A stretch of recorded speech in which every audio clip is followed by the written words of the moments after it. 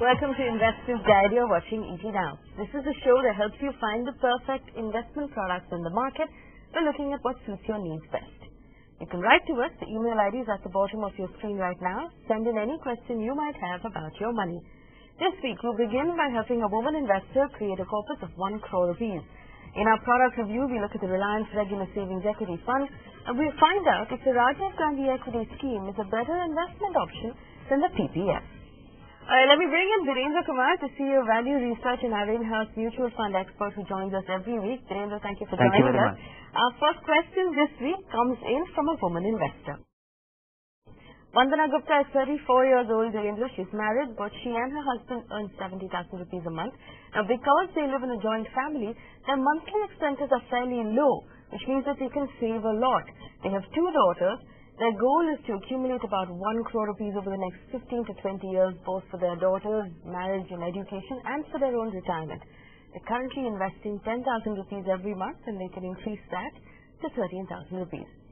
Now, they sent us a really long list of mutual funds. It's a very, very long list. I'm not even going to bother calling it out on screen. But when you take a look at this list, it's obviously haphazardly put together. There are tax saver funds, there are small cap funds, there are large cap funds. How would you like them to strategize these investments? Would you like to bring down the number of funds they have? Yeah, I would. I have 2 comments on this portfolio. The portfolio is spread over 13 funds. And of these 13, 5 are tax-saving funds. And the other notable, so tax-saving funds you can't do much about, but the selection is okay. But try and consolidate them into fewer funds as these investments get out of the lock-in period. I think one important thing which you should be conscious of, you're saving for your daughter's wedding as well. That is one of the goals. Just appreciate that 17% of your investment is getting into the gold fund. If you are doing it with the purpose of accumulating savings to be and this investment accumulation in this fund will be exchanged with gold, then it is fine. If it is a pure investment, then it may not be a very desirable allocation of 17%. The remaining, if you look at 7-8 funds, I think you will be much better off by allocating your money, because you have a couple of sector funds, the diversified power fund, and some other funds which do well at some point. I think you will do well by just making our growth portfolio as your reference, and that way you will be able to consolidate your investment into fewer funds, and it will be more manageable and actively tracked. Alright, our growth portfolio is on your screen right now. Dhirendra, they also want to buy a home in the next 2 years, which means you have to put together a down payment. Obviously, if it's something they need in the next 2 or 3 years, that's not going into our growth portfolio. Could you give them a short-term investment they can use for that down payment? The point is that, the down payment that has to go, if you have accumulated that saving, if that is ready with you, then that money should be into a short-term bond fund or into a fixed deposit. Because a short-term bond fund will be more desirable, because that money will be virtually at call, and today it will be yielding as much as a fixed deposit. And but that is for a time frame when you are in readiness to buy it. You have started exploring. If you have 2-3 years time frame, then just plan your exit from a equity investment that you have accumulated. If that is going as your down payment, methodically, maybe spread it over the next 12 to 18 months. That's the approach one should follow. Before one should not wait for the last moment to realize money from your equity investment, because that may be a very inopportune. That's not a very methodical way of approaching it, and equity market can surprise you if you wait till the last moment to realize your investments. Alright, our growth portfolio is on your screen right now. Remember, Dhirendra said make regular investments into that portfolio. And you have to remember, if you have 2 little daughters to look after, you have to have enough health insurance, and the both of you need to have enough life insurance. It's time for us to move on to our next question. This one comes in from an NRI, Dhirendra. This is Jijo George who writes in. He wants to invest 1 lakh Indian rupees in mutual funds for a year and a half. And he wants to know which fund he should invest in. A couple of things cause me concern about this question. One is the currency fluctuation, which might be working against him at this point. Would you recommend he makes this investment, or should he be looking at the NRE deposit? Yes, absolutely. The currency is very volatile, and it has been disadvantageous at this point. And I don't think things are going to radically change, or it might, but it may not be worth the effort, for the kind of expectation he has. He would not like to stare at a capital loss with his investment, which is where he is not assuming, he's just wanting to optimize his return. And for this time frame, I don't think he should be looking at anything which is even a little connected with equity. So it has to be fixed income. I think NRE deposits will be the best choice without any uncertainty. Also, with the time horizon of only 1.5 years, we never recommend that they use equity at all. Would you recommend he stays away from equity right now? Anyway, for 1.5 years, one should, I would suggest that any period less than 3 to 4 years, one should keep away from equity. Okay, we have time for one more question before the break. Julius Anthony has written in Virendra, he'd like to save for the future, both for his children and himself. He can put aside 20,000 rupees every month. Right now, he only has 2,000 rupees a month going into gold ETFs. The rest of it, he's putting into LIC policies. Now, for someone his age who wants to put money aside for 15 years, is a gold ETF the best way to go? No, that is not a good move. It is, and it is very undesirable. Gold had its, good time, and of late, all that we have been saying about diversification or that not being a productive asset, it's all now coming true. And this might be a reversal for the long run. There's a possibility that for many, many years, gold may not make a comeback. So one should not look at, I think the best days might be behind it. And of course, gold is unlikely to become worthless, because at some level, gold will always be fancied. So in that sense, there will be a real demand, and it will not be like a penny stock. But surely it is undesirable to have your only investment being a gold ETF is undesirable. I would say you have all the time on your side. Stop your investments in gold ETFs. Make a budget of how much can you spend, how much can you save after your spending, and look at our aggressive growth portfolio as time is on your side, and be regular with it, be disciplined, and if you are able to stay the course through times like this, as we are witnessing right now, I think that should prove very rewarding. Our aggressive portfolio is on your screen right now, and like Virendra says, if you are investing in equity, remember that you have to make it a long-term investment. You have to invest regularly, and you have to use diversified equity funds, and that list is on your screen. Good luck with that investment. You can write back to us anytime you need any more help. Virendra, we're going to take a very quick break. On the other side, we'll talk about our big fund of the week, Reliance Regular Savings Equity Fund. We'll find out if its performance over the last year should cause us concern. Don't go anywhere.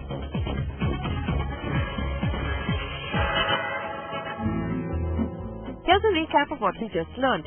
You don't need more than 6 or 8 mutual funds in your portfolio. Examine your portfolio and isolate the sectoral and thematic funds and those that are overlapping. Remember, the fewer funds you have, the easier it is to manage. Invest in gold ETFs only if you plan to buy jewelry in the future, like for a wedding. Don't invest in gold to punt on its price. It's a very volatile asset. Limit gold to only 10% of your portfolio.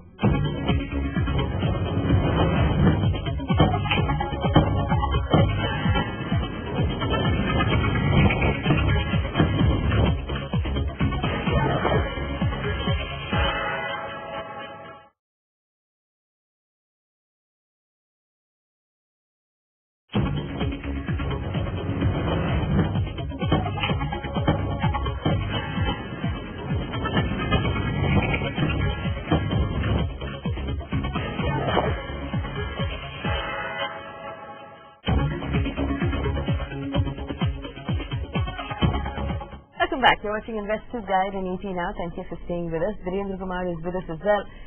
Virendra, Reliance Regular Savings Equity is a fund you've recommended several times on this show. Its performance over the last year leaves a little bit to be desired. Investors might be a little disappointed with the returns over the last 1 year. Are you disappointed as well?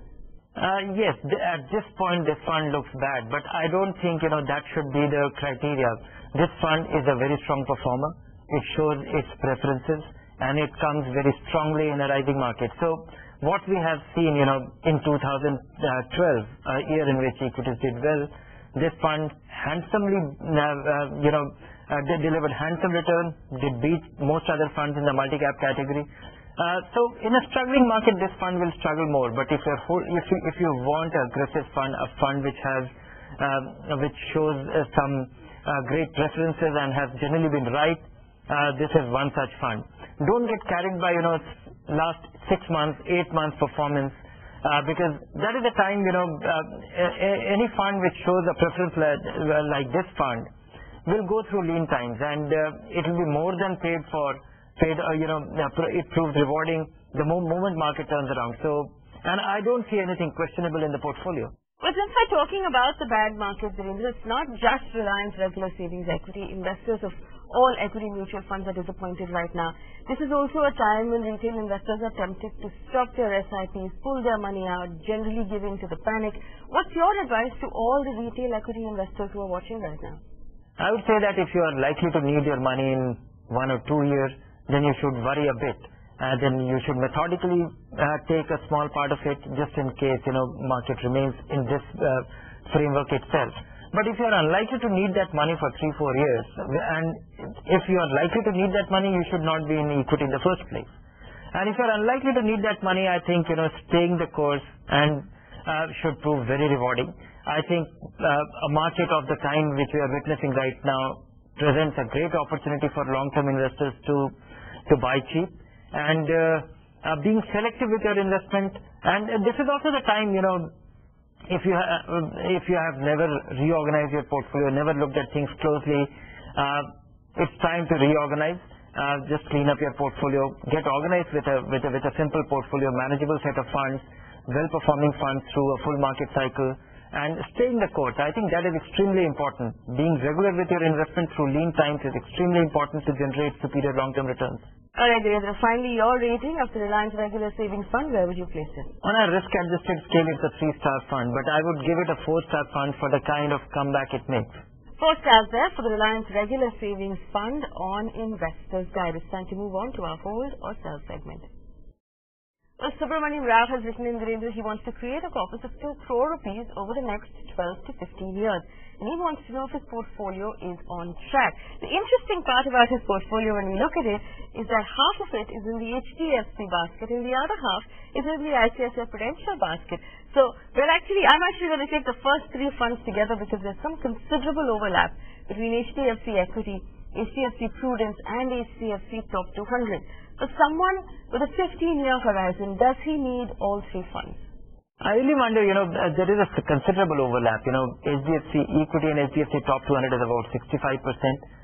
HDFC Equity and HDFC Prudence, the 65% of HDFC Prudence portfolio is equity. And I think one can closely map the portfolio. It's very similar, HDFC Equity and HDFC Prudence equity allocation. So I would say he is not diversifying more by investing in these 3 funds. He can do without two of these 3 funds.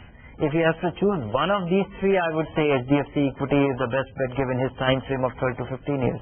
Okay, so hold on to HDFC Equity. There is a HDFC Midcap Opportunities is the next on his list. Does that form a nice complement to HDFC Equity? It does in a certain way, that because HDFC Midcap Opportunity, I feel that HDFC Equity, HDFC Prudence and HDFC Top 200, all the 3 funds are facing a very unique problem of being large to capitalize best of the best out of the mid-cap allocation. So I think supplementing one of these funds with a mid-cap opportunity fund will be desirable and meaningful. Okay, so let's take a look at the rest of the funds on his list. ICICI Prudential Dynamic, Focus Blue Chip, and of course the ICICI Prudential Discovery Fund. Now these are not necessarily overlapping funds, they're very different. Does he need all 3 of them? I would say that these 3 funds are not complementary. There's not much of a common element across these funds, and the strategies are different. But I would say that he can do without the Focus Blue Chip Fund, which is a large cap fund, and if he holds ICICI Prudential Dynamic Fund and the Discovery Fund, I think these 4 funds he'll be left with will be reasonably well diversified and will be getting him different exposure and different strategy. And he has one last question. He has an additional 5,000 rupees he would like to invest on behalf of his children. He wants to know if he should open a PPF account for them, or should he be using the UTI Opportunities Fund, which is a better bet? a good equity fund will always beat the fixed income over such a time frame of 15 years, and more so with a regular investment. And saving for your children, I think, make your investment in equity funds over the next 9-10 years and methodically exit that. And about the choice of a UTI opportunity fund, I think it will be a good complementary and desirable diversification. Maybe one should consider among the UTI opportunity or the UTI equity fund, which has shown superior performance and have made have been very impressive of late. Alright, Subramanian, the portfolio that Dhirendra recommends is on your screen right now. Get back in touch with us if you need any more help. Dhirendra, we have a question from a very young Akshay. He's 24 years old. He's just begun working. He saves about 32,000 rupees every month. Now, he tells us that from watching the show, he knows that he's young and he should be taking on more risk and he should be investing in aggressive equity. But his father has advised him to put his money into LIC policies. Now, we normally start our first investments with our father's advice. This isn't very good advice, obviously. What would you recommend he does? No, one is that why he should present a logical case to his father that why he is discontinuing it. The logical case is as under, which is as follows, which is till he has dependents, he does not need insurance. And the moment he has dependents, he should have insurance and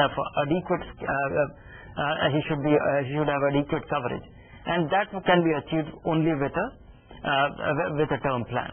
And till that point, I think he will do well to be regular with his investment. He should try and build a case for SIP and SIP in equity, regular investing in equity, and he should demonstrate it with a mediocre fund or a below average fund to drive home the point.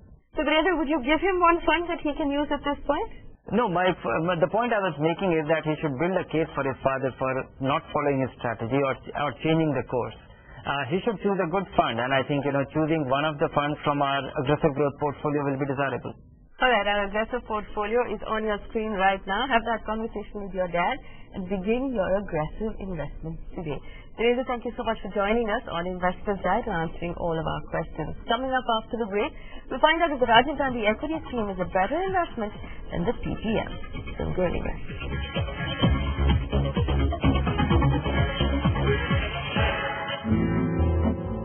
So here's a quick recap of what we've just learned. Do not stop your SIPs in a volatile market like we're seeing today. Remember, if you're a long-term investor, don't pull your money out, you should remain invested. If you plan to invest for the next 20 or 25 years, you should remember that equity has been the best performing asset over the long term, provided, of course, you invest systematically and in a diversified equity fund.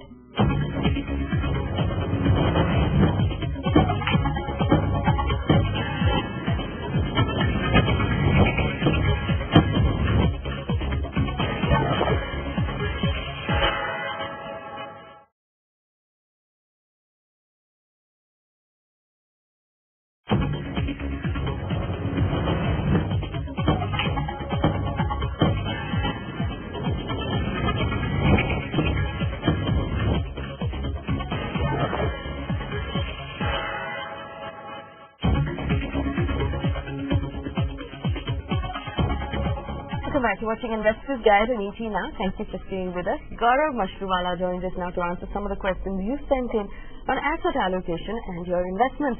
Gaurav, thank you so much for joining us on the show. Thank you. Thank you, Faith. Our first question comes in from Anurag Chopra. He's 25 years old with a monthly income of 60,000 rupees. Always makes me happy to hear from someone so young. Gaurav, he's just starting off right now, which means he needs to put together an entire portfolio. He wants to know how he should get health insurance, life insurance, and if he should be picking the Rajiv Gandhi equity scheme or the PPF to save on tax. The vital information about your financial goals, what are your future responsibilities and dreams, that has been totally ignored. Now, under these circumstances, the reply that comes will be more generic. And here I'm going to talk about the steps that you need to take. As a first step, you need to keep aside 3 months contingency fund. Whatever your monthly mandatory expenses, multiply by 3 and keep it partly in form of cash at home, rest in savings bank linked to fixed deposit. So that's your contingency. You need to have a health insurance. You need to check whether if you are working, your employer is providing you how much cover. Is it sufficient, not sufficient based on the city that you are living in and the healthcare expenses? Otherwise, pick up an independent cover.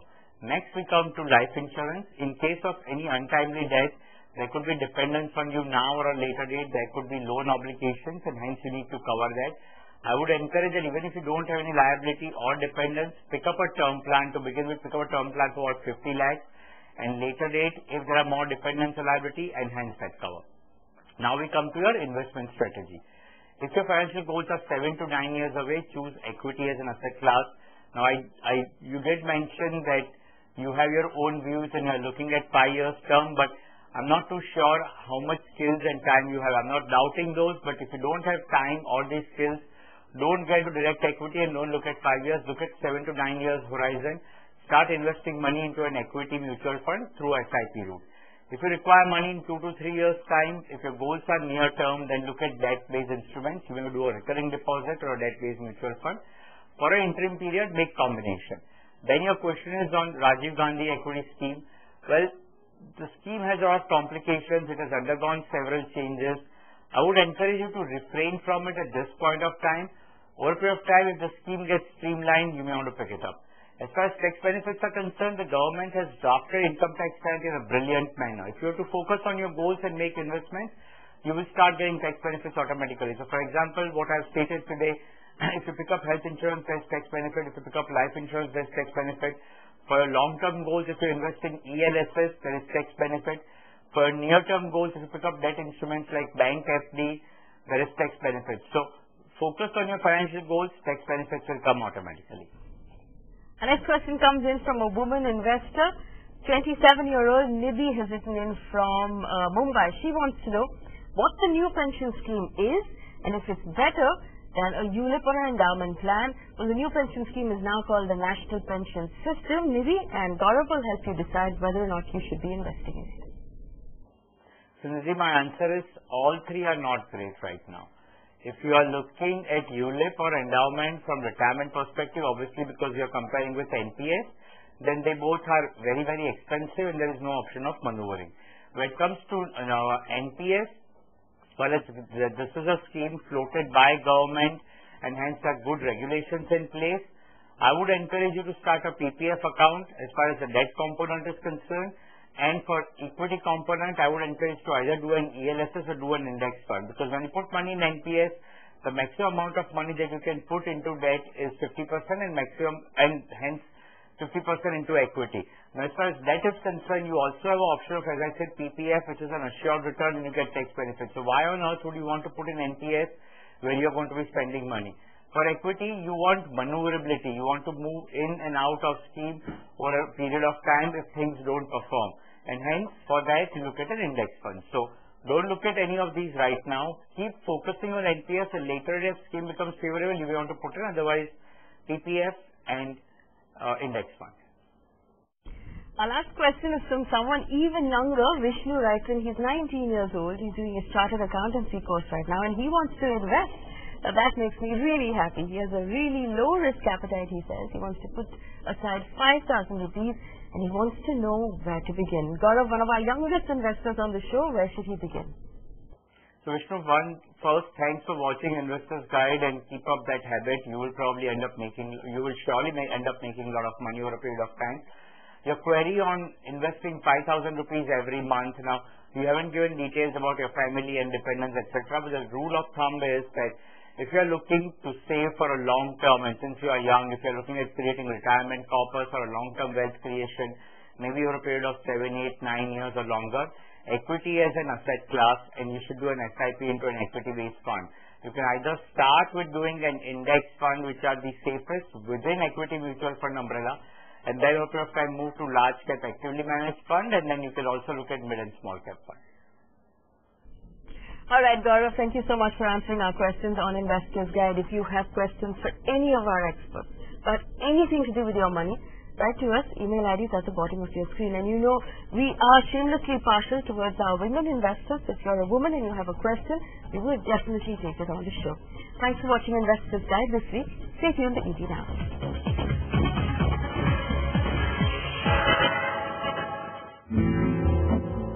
And finally, here's a quick recap of what we've just learned. Before you start any investment, remember to create an emergency fund of 3 months' worth of your expenses. buy health insurance for your entire family, and buy a life insurance cover if you have dependents who need your salary. Finally, if you are planning to save tax this year, make use of an equity-linked savings scheme.